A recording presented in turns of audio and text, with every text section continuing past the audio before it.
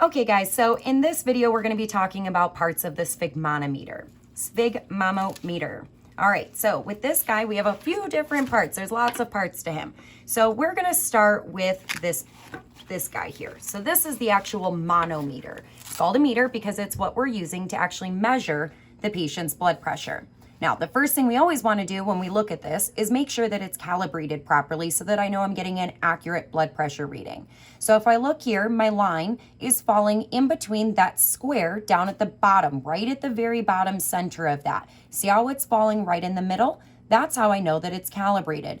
If that was outside of that little square, then my blood pressure cuff would need recalibration on this manometer, which your blood pressure cuffs will come with a small little screwdriver for you to insert and fix that on the manometer.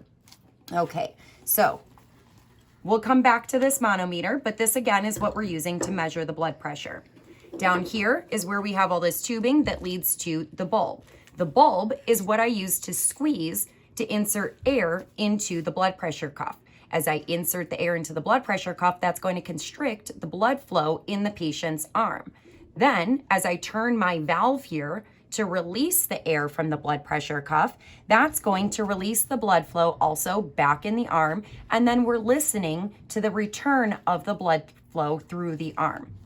And then marking what we hear using the manometer and what it is pointing at, which number it's pointing at when we hear the sound start, which is systolic, our top number, and then also when we hear the sound stop, our bottom number, diastolic.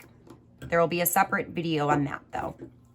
Okay, so now it's also important that when you're placing this on the patient that we center this over that brachial artery. Now remember, your brachial artery is in the antecubital space, so that inside of the arm here on the backside of the elbow, and the brachial pulse is going to be in the center near the pinky side. So I go right to the crease of the elbow, right where the bend of the elbow is, not below that and not above that.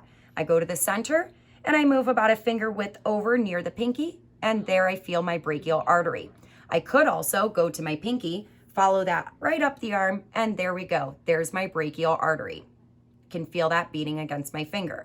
So now that I know where that is, I'm going to use the arrows that's on this cuff here to tell me where to center that on the patient's arm. Now, some cuffs will just have one artery line and some cuffs will have two artery lines. This one that we have has a left arm arrow and a right arm arrow. So if I'm using the right arm, I would use this arrow. If I'm using the left arm, I'm going to use this one.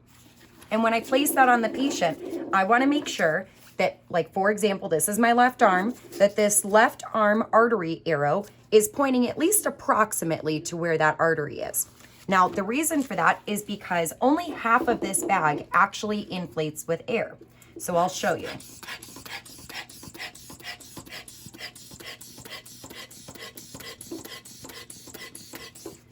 So you can see here that as I inflated that with air, only half of this filled with air, not the entire thing. So if I do not have this centered over that brachial artery properly, then I'm not actually going to constrict the blood flow to that artery, and I wouldn't end up with an accurate reading.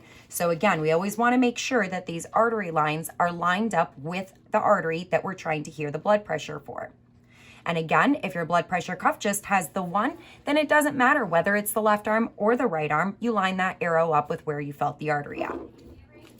Okay. That concludes our video on the parts of a sphygmomanometer. Thank you guys.